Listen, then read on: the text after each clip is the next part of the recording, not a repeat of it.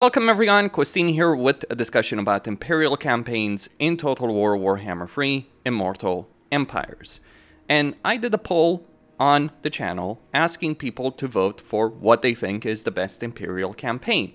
And based on the results of that poll, here is the list. In last spot, though very close to another campaign at roughly 2%, both of them, but in last spot, we got Marcus Wolfhard. I think with Marcus Wolfhard, his campaign has kind of become redundant for the Empire. Let me explain.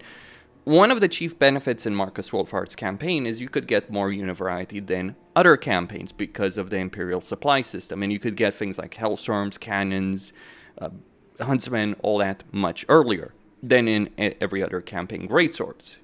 But now, because the entire Imperial recruitment system works differently, because you no longer need to get,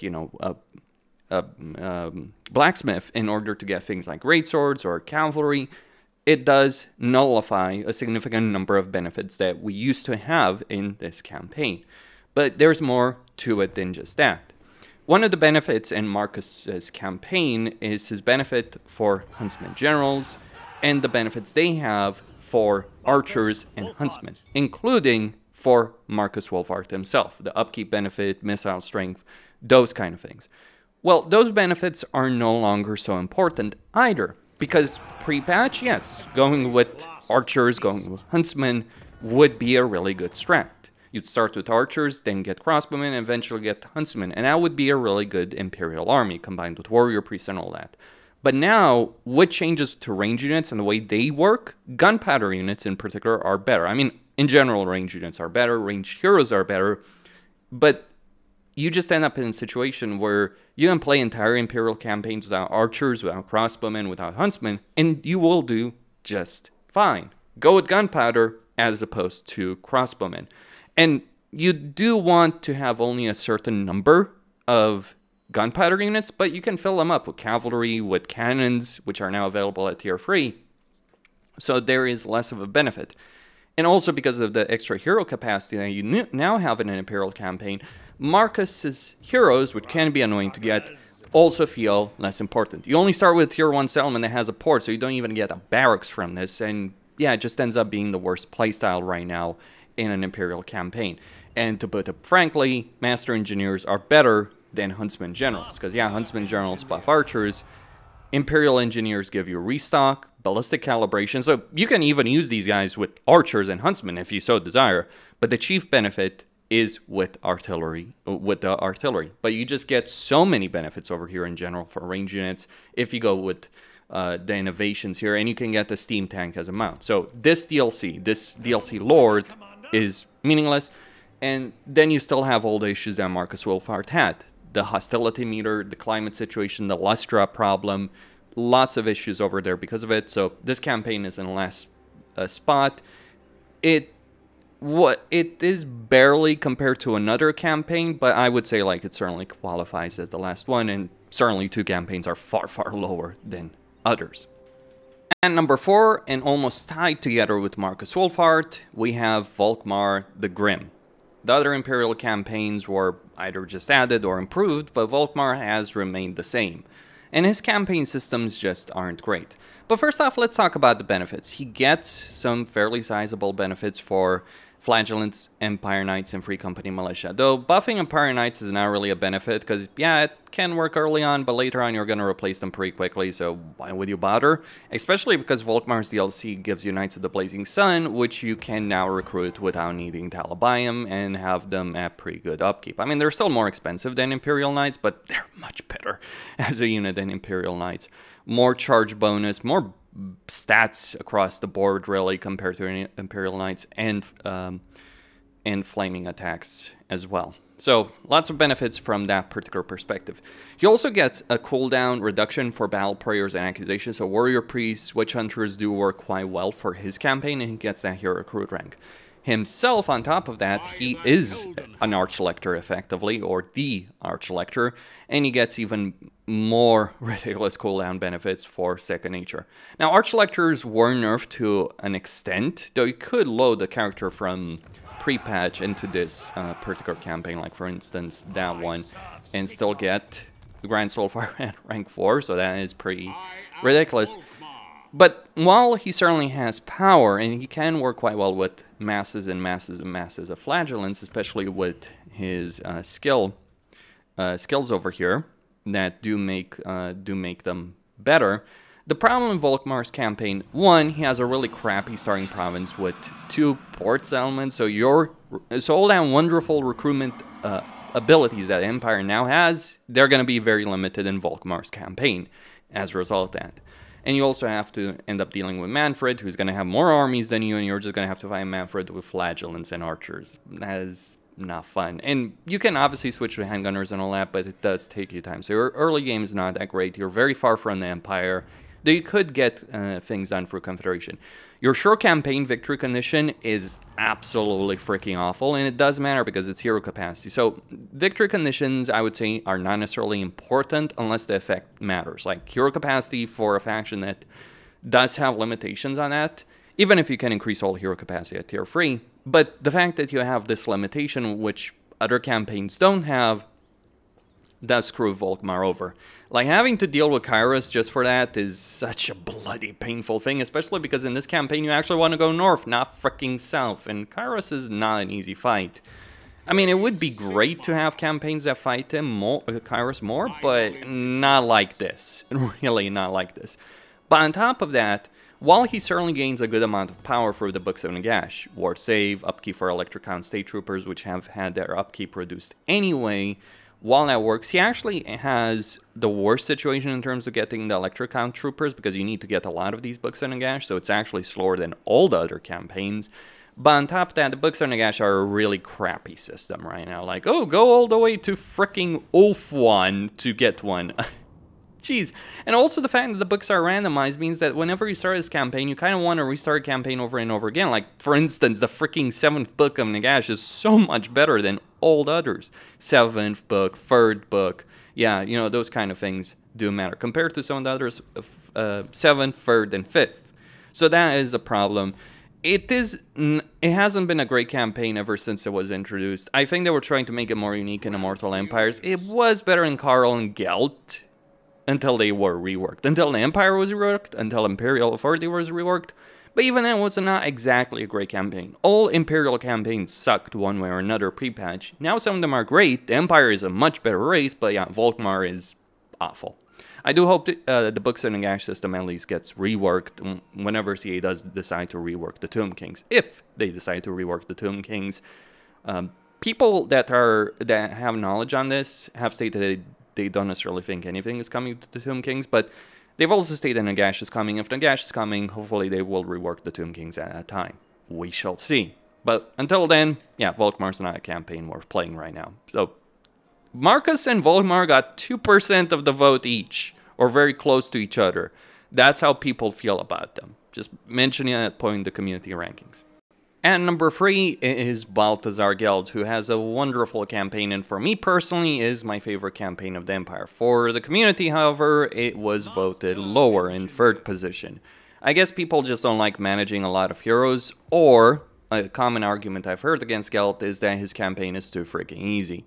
Which I can understand, right, to some extent. Though I would say, compared to, say, Warriors of Chaos and Wood Elves, this would be my argument on that subject. Unlike Warriors of Chaos, Wood Elves, and even Gorst, it's like you still have to work for it. Yeah, you have a lot of magical power, but it's not like you just have a freaking ride as you do in some other campaigns. That is the difference between this campaign and some other campaigns that so trivialize the game. Don't get me wrong, you can certainly trivialize the game as Gelt. You can do so as Grimgor as well, but at the same time, you do kind of have to work for it to reach this kind of level of potential. Turn 40, taking Null, beating the crap out of Elspeth, having almost 100k gold. Yeah, there was a lot of cheese involved. I guess that's another thing that does take this campaign down. Like, you can achieve a lot, but it's through cheese.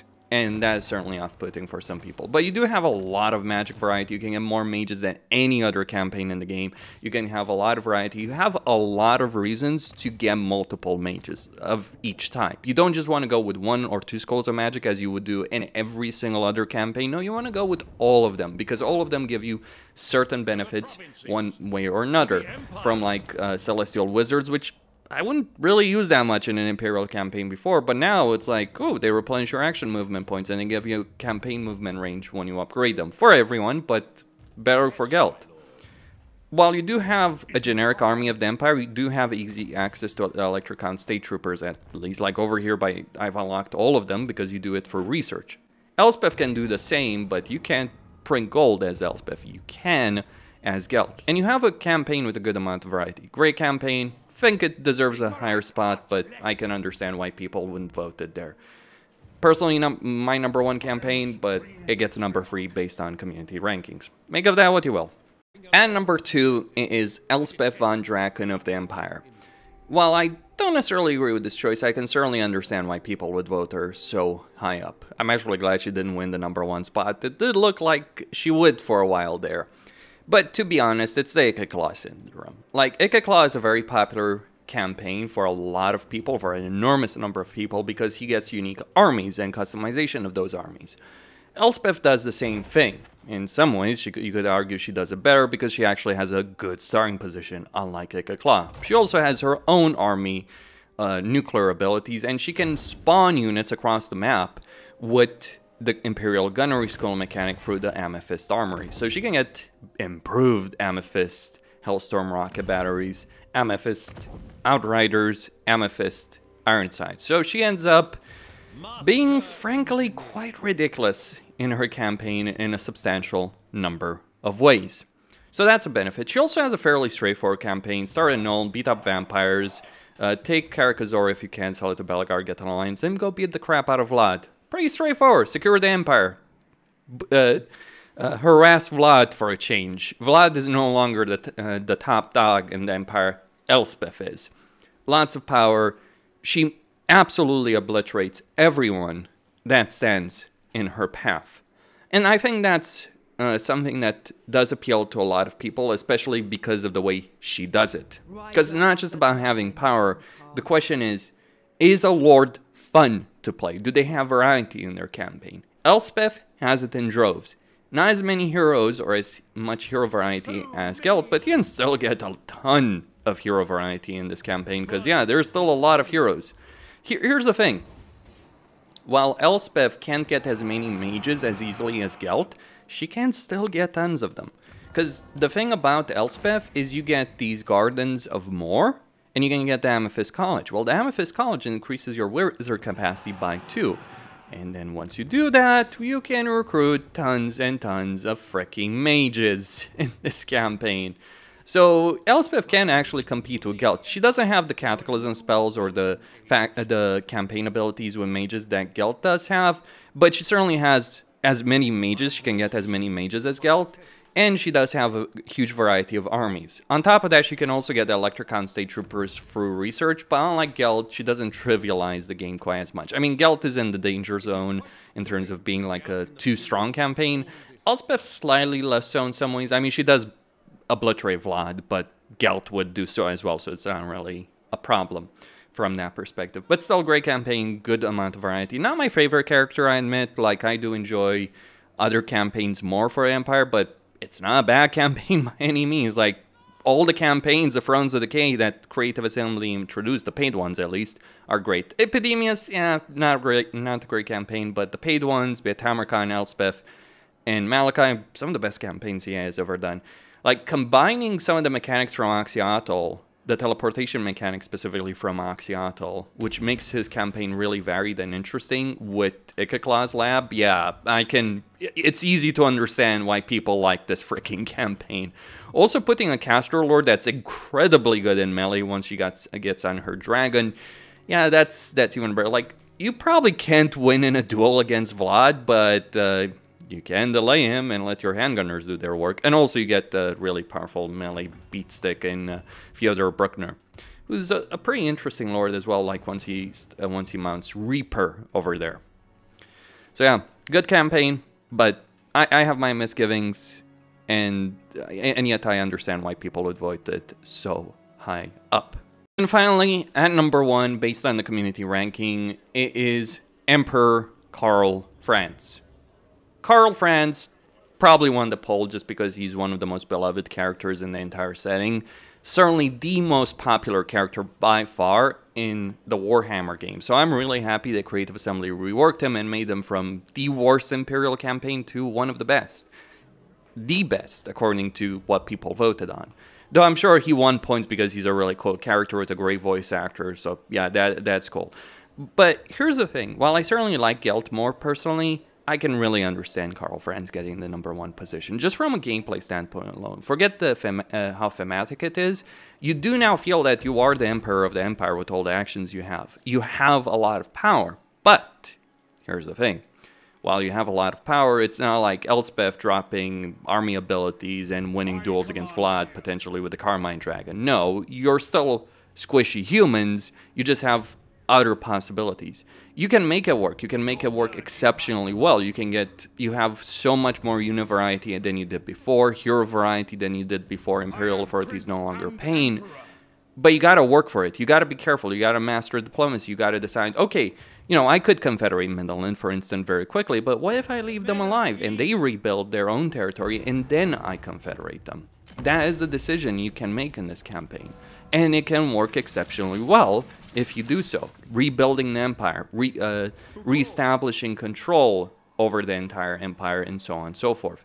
It is a system that just simply works, and works incredibly well in a lot of ways. You now have control. You can now help the Electric Count State Troopers. You can give yourself free experience. You can do X, Y, and Z. So many possibilities. You're the best campaign at building a high-tier empire in the fastest way possible because of things like Open the Gates. You can confederate every other Imperial faction from a distance once you upgrade Electric Count decree actions or Emperor decree actions to be able to do so. You just need vision. That is all.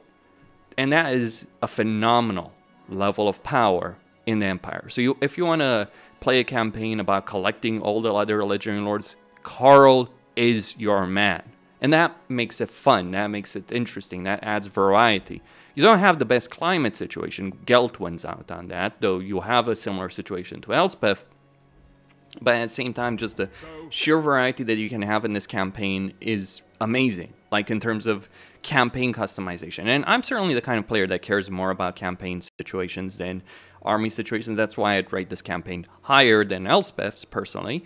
But I also really like Gelt, because Gelt does have those campaign options as well. But while it's not as overpowered as Gelt, maybe that is for the best in quite a few ways. It depends on how you want to view things in that respect. And people voted him as the #1 campaign for the Empire. Make of that what you will. Let me know what you guys think about it. Just remember, over 1,000 people voted in the poll. This is what they picked. By far. By far. It was pretty close, I admit, like a couple percentage points difference between Elspeth and Karl, but Karl ended up winning. Stay tuned for more.